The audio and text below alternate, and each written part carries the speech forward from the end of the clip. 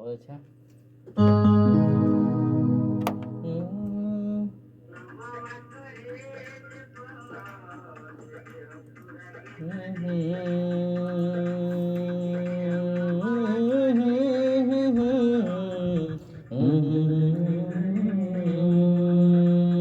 अंतरा कैसे इसका?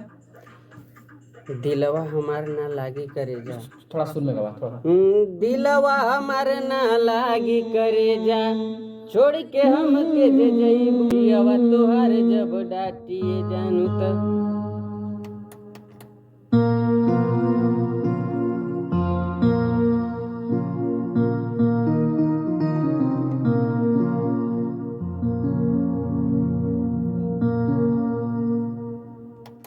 दो इसके से गाना है।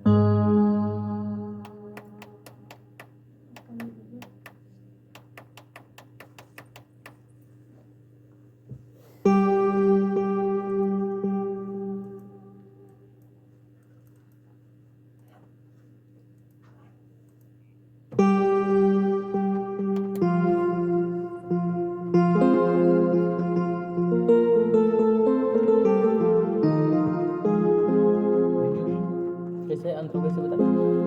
दिलवा हमार ना लागी करेजा, दिलवा हमार ना लागी करेजा, छोड़ के हम के जे जइबू हो पियवा तोहार जब डाट।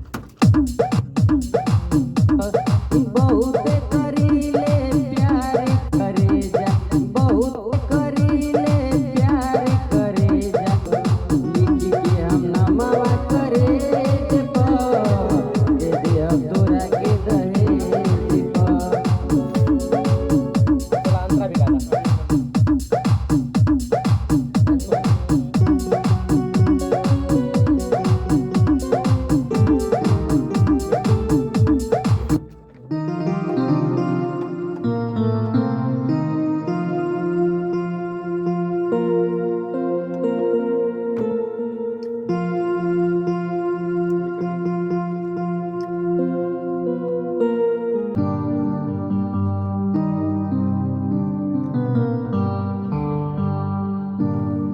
खोजना बड़ा।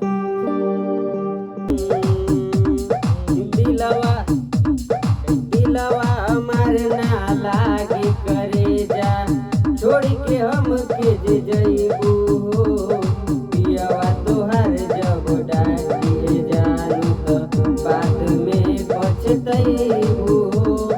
मानेला बतिया फाटता छतिया, मानेला बतिया फाटता छतिया, तू